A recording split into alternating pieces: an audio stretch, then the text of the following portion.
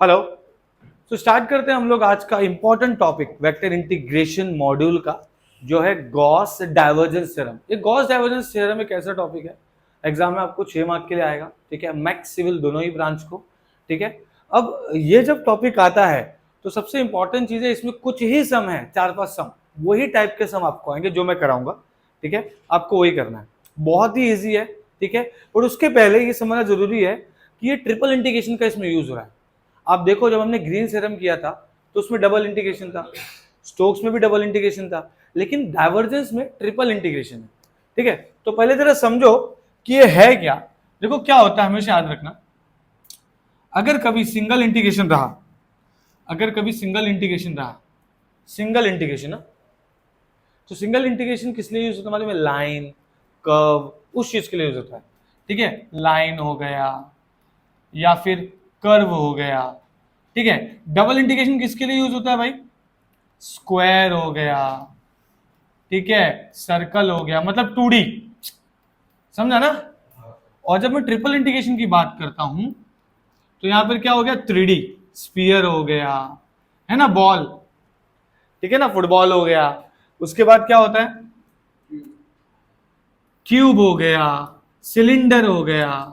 और हमने बचपन में ना इसको ऑलरेडी फॉर्मूला पढ़ के रखा है, ठीक है, इसका ऑलरेडी फॉर्मूला पढ़ के रखा है, ठीक है। ये वाला, ये वाला लाइट बंद कर दो ना, ठीक है, ओके। तो इसका है ना, हमने ऑलरेडी पढ़ के रखा है, integration, double integration, triple integration. समझ में आया था मैंने क्या बोला? ओके। अब होगा क्या, अब इसको हम लोग रिलेट करते हैं, हमने जो किया है ट्रिपल इंटीग्रेशन का मतलब वॉल्यूम। क्या होता है इसका मतलब? वॉल्यूम। और जब मैं डबल इंटीग्रेशन बोलता हूं इसका मतलब क्या हो गया? एरिया। क्या हो गया? एरिया। समझ में आया? ठीक है, ठीक है। तो ये चीज आपको पता होनी चाहिए, क्योंकि ये चीज आपको पता होना चाहिए। अब यहाँ पे ध्यान दो, अब मैं ना क्वेश्चन आपको ये बता रहा हूं कि फॉर्मूला क्या है इसका। अभी तक हमने देखा था सिंगल से डबल इंटीग्रेशन जा रहा था, स्टोक्स भी और ग्रीन्स भी, सिंगल इंटीग्रेशन था is equal to double integration, ऐसा फॉर्मूला था। स्टोक्स में भी ऐसा था, लेफ्ट साइड में सिंगल इंटीग्रेशन था, डबल इंटीग्रेशन। अब ये डबल से ट्रिपल है, कन्वर्जन है। मतलब हम लोग एस, डबल का मतलब होता है एरिया, एरिया मतलब सरफेस। अरे सरफेस में स्क्वायर बनेगा, सर्कल बनेगा, ठीक है, ओके। तो होगा क्या कि जब मैं डबल से ट्रिपल पे जाता हूं तो मतलब मैं एस, सरफेस से वॉल्यूम में जा रहा हूं, समझ गया? Exactly what I am saying, ठीक है। तो अब हम लोग डिस्कस कर रहे हैं वॉल्यूम के बारे में, एग्जैक्टली। तो अब ये क्वेश्चन देखो, और बहुत ही इजी है, मैं जैसा बता रहा हूं बस वैसा ध्यान दो, एकदम इजी है इसको सॉल्व करना, ठीक है। Use Gauss divergence theorem to evaluate N dot F bar D S, मतलब लेफ्ट हैंड साइड को इवेलुएट करना, मतलब सिर्फ राइट हैंड साइड को सॉल्व करना। इसका मतलब है सिर्फ del dot F bar solve करना है। क्या सॉल्व करना है? डेल डॉट एफ बार क्या होता है, याद करो? Divergence, del by del X I bar, del by del Y J bar, है ना, डेल, जिसको हम लोग सोलेनोइडल प्रूफ करते थे अगर इक्वल टू 0 आया तो। ये वही चीज है, जैसे स्टोक्स में हमने क्या किया, डेल क्रॉस एफ बार था, करेक्ट है। अगर डेल क्रॉस एफ बार था इसका मतलब क्या था? इरोटेशनल था। मतलब डेल क्रॉस एफ बार मतलब कर्ल होता है, अगर आंसर 0 आया तो इरोटेशनल, करेक्ट है। सेम चीज del dot F bar divergence है, जैसे आंसर 0 आया तो सोलेनोइडल है। तो अब वही चीज सोलेनोइडल मतलब डाइवर्जेंस हम इसमें देख रहे हैं, गॉस डाइवर्जेंस थ्योरम में। वो कर्ल वाला पार्ट मतलब इरोटेशन वाला पार्ट हमने स्टोक्स में देखा लास्ट वाले लेक्चर में। तो ये पूरा लिंक्ड है, मतलब डेल डॉट एफ बार हमको सॉल्व करने आता है, सिंपल, ठीक है। तो हम करेंगे क्या, देखो, अब हमको पता है कि हमको अगर इसको सॉल्व करें तो डेल डॉट एफ बार सबसे पहले निकालना है, मतलब मुझे ये वाला पार्ट निकालना है, करेक्ट है। तो ये निकालने के लिए मैं क्या करूंगा, del dot F bar is equal to del by del X, है ना, F1। आई तो हो गया ना, पता है ना कैसे है, वापस से बता देता हूं, चलो, जिनको नहीं पता उन गरीबों के लिए है, ठीक है। चलो देखो क्या हो जाएगा, डेल डॉट एफ बार बोलेगा ना, मैंने पहले भी बताया है, डेल मतलब del by del X, I del by del Y, J del by del Z, K dot product of F1 आई। याद आया कुछ? अब जब इनको दोनों को डॉट प्रोडक्ट करेंगे दोनों का, तो क्या होगा, आई का आई के साथ, जे का जे के साथ, के का के साथ। तो हमने क्या सीखा था, डेल डॉट एफ बार क्या आने वाला है हमको, del by del X F1, del by del Y F2, del by del Z F3, that's it. ये हमारा क्या है, डेल डॉट एफ बार है। अब इसको सॉल्व करेंगे, ठीक है, बहुत इजी है। अगर आपको सोलेनोइडल रोटेशन आता है ना, आपको स्टोक्स और गॉस तो खुशी खुशी करना चाहिए, क्योंकि डेल क्रॉस एफ बार तो इजीली सॉल्व करना आता है। वैसे डेल डॉट एफ बार है, देखो ना क्या ही करना है हमको। ये देखो, ये हो जाएगा del dot F bar is equal to del by del X. F1 क्या है, मतलब आई के पहले जो है, ये आपका हो गया F1, ये हो गया F2, ये हो गया F3, करेक्ट है। चल F1 क्या है भाई, x ले लिया, बराबर, डेल बाय डेल वाई ये क्या हो जाएगा, y हो जाएगा, and del by del Z ये क्या हो जाएगा, z। तो अगर इसको मैं del dot F bar solve करूं तो क्या हो रहा है बेटा, ये 1 हो गया, ये 1 हो गया, ये 1 हो गया, मतलब क्या आ गया, so therefore del dot F bar is equal to 3। हम लोगों को 3 आया है, डाइवर्जेंस क्या आया है 3।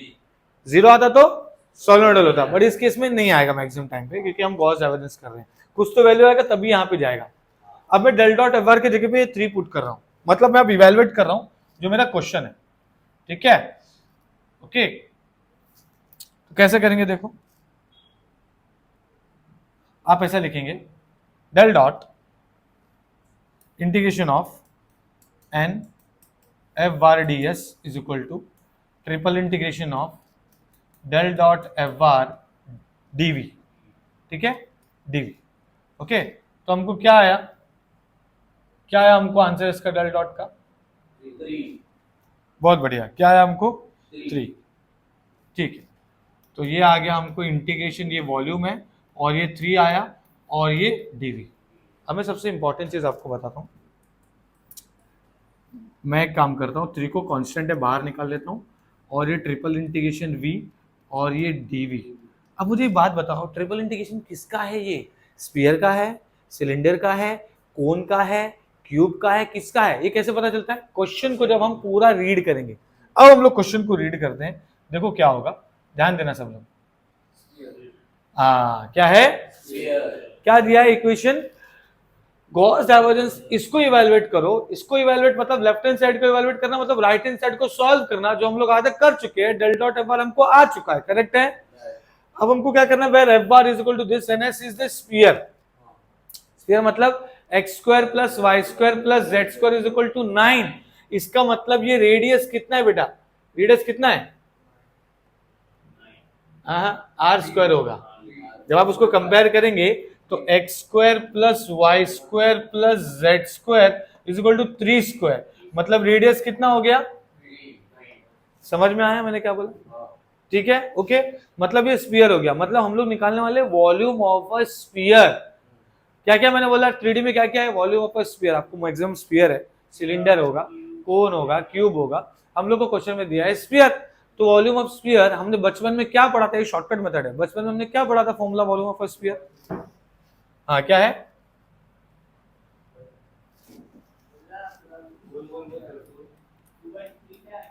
Volume of sphere is equal to 4/3 pi R cube, याद है, 4/3 पाई आर क्यूब था, याद है।